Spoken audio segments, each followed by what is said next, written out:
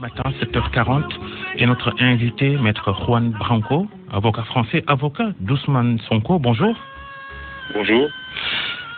Il y a 2 mois exactement, entre le 30 et le 31 mars, vous êtes venu au Sénégal, juste à l'aéroport, puisque vous avez été refoulé par les autorités sénégalaises, parce que le ministère de l'Intérieur avait estimé qu'avant votre arrivée à Dakar, vous aviez tenu des propos irrespectueux à l'endroit de Macky Sall, le chef de l'État sénégalais.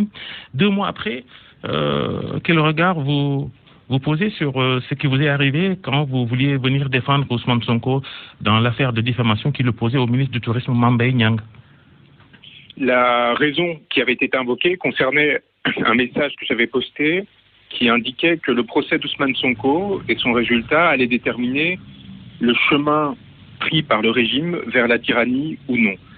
Ce que je vois depuis 2 mois, c'est une aggravation particulièrement inquiétante de la situation au Sénégal et notamment de l'utilisation à des fins privées des intérêts du régime sénégalais et non pas du peuple, des outils qui ont été construits par le peuple sénégalais dans son ensemble. Et ce que je vois, c'est l'utilisation de ces outils pour tuer, d'une part, avec des morts par balles à tir réel de manifestants en pleine tête et en pleine poitrine, de l'intimidation à l'égard... On ne sait pas encore, les enquêtes n'ont pas encore dit comment ces personnes ont été tuées. Un tir par balle réelle en pleine poitrine et dans le crâne.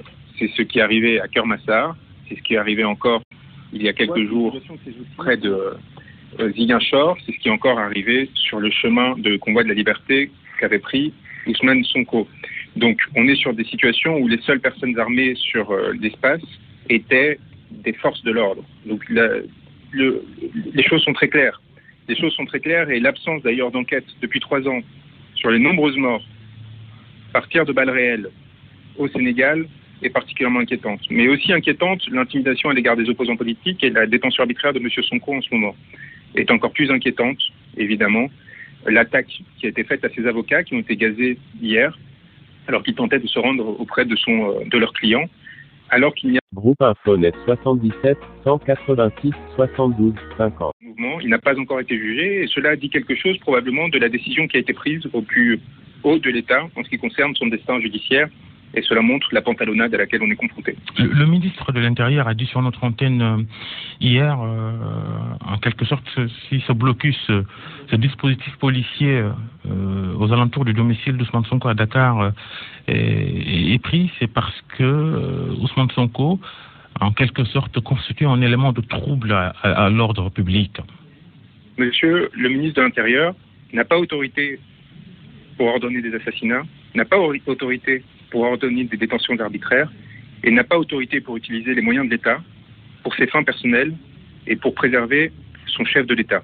Dans ces conditions, il est absolument scandaleux et inacceptable que les magistrats couvrent ces actes et n'interviennent pas pour rétablir l'équité et empêcher le ministre de l'Intérieur de s'approprier les moyens de l'État sénégalais pour atteindre aux intérêts d'un opposant politique. Et vous avez dit ce mardi sur les réseaux sociaux encore que le Sénégal s'achemine vers la guerre civile. Ce n'est pas un peu fort de café là? Je pense qu'on a tous vu les vidéos de nervis circulant dans les rues de Dakar avec des armes lourdes, tirant à balles réelles, circulant dans des véhicules non immatriculés et la volonté de terroriser des populations qui essayent tout simplement d'obtenir un droit de représentation démocratique et le respect de la constitution sénégalaise.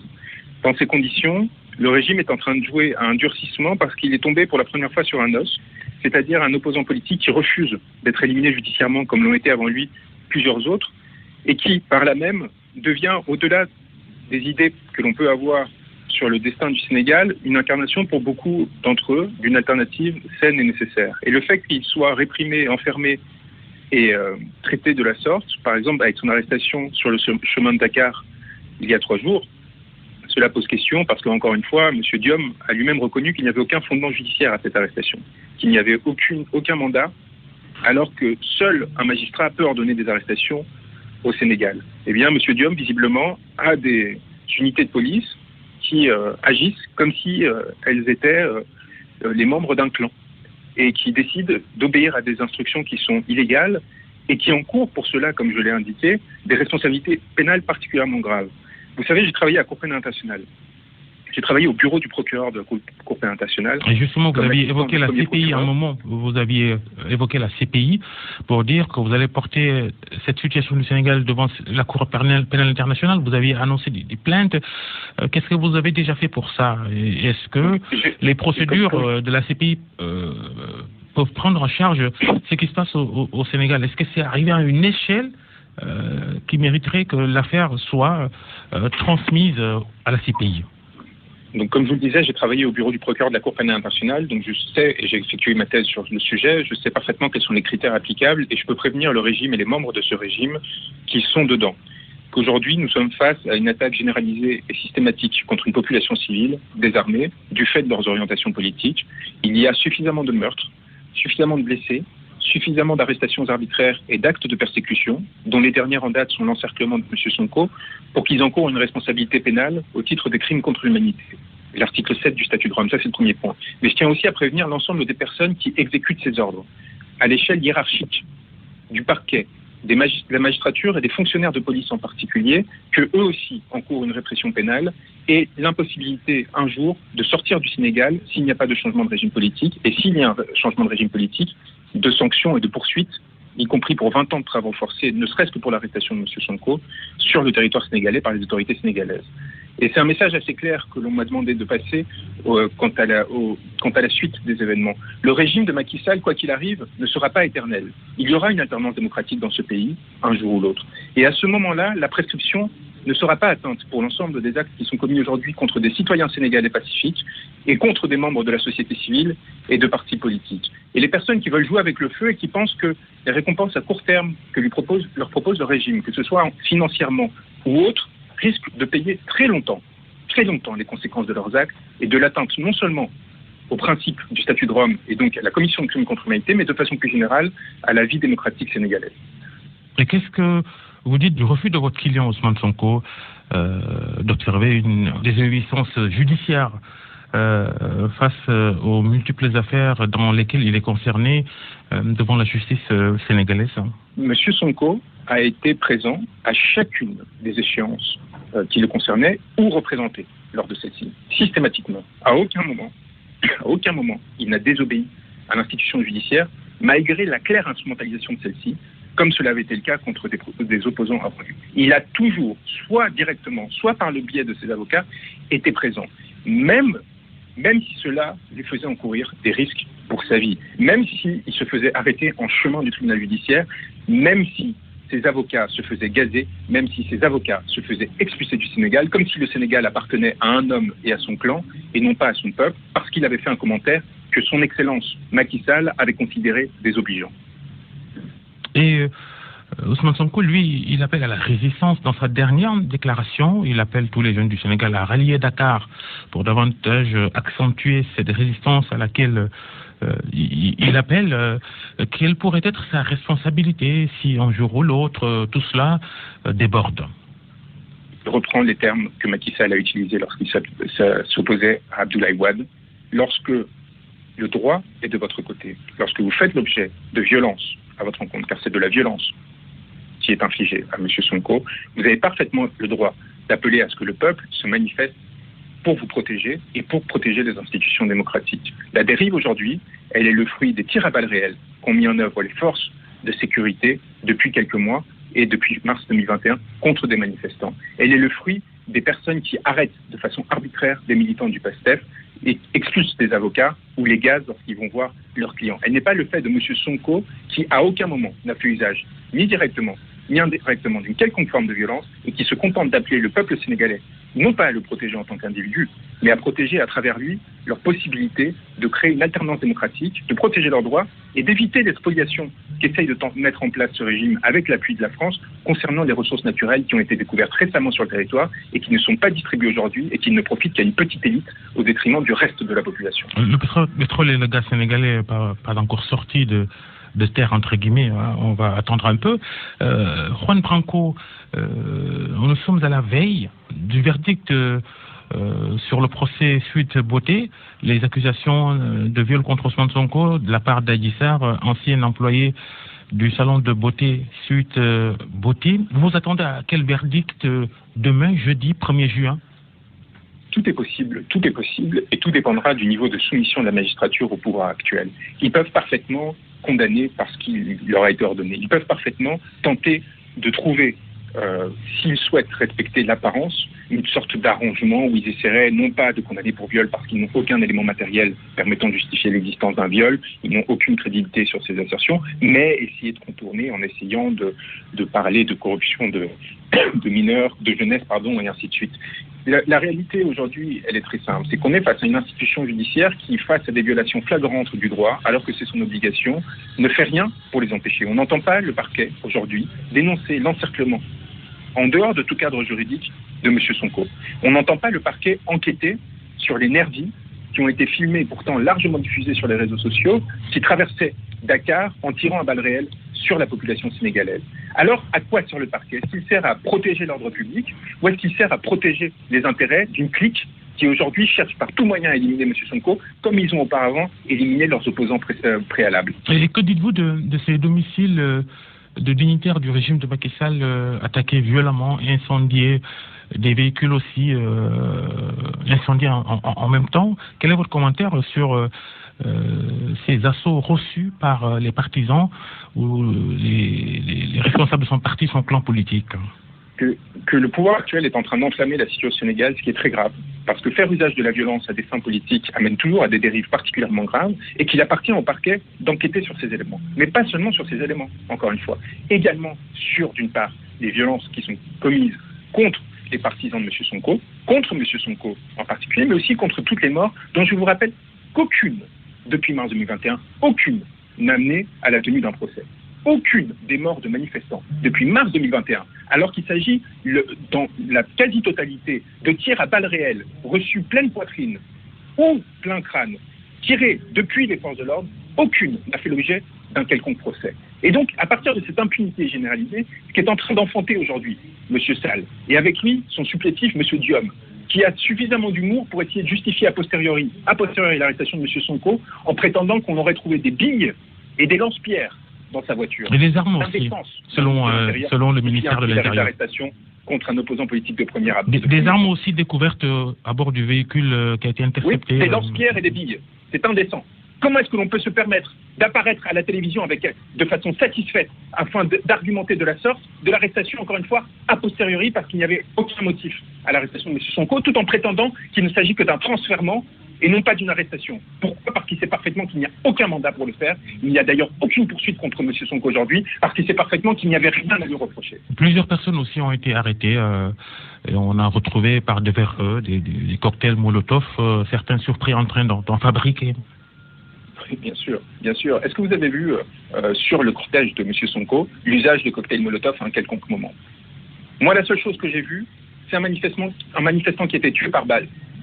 Un manifestant qui était tué par balle par des forces de sécurité, sur lequel le procureur lui-même a dû admettre, alors que M. Diom parlait d'incident, alors que M. Diom prétendait que cette personne avait été morte dans le cadre d'affrontements avec les forces de l'ordre et dont on ne savait pas dans quel cadre ça s'était vraiment intervenu. Un procureur qui, là-bas, a eu au moins, lui, le courage d'admettre qu'il était mort d'une balle dans le plexus, alors qu'étaient apparu des nervis, des personnes dans des pick-up banalisés, en plus des forces de l'ordre qui étaient présentes sur le moment pour essayer de déstabiliser M. Sonko.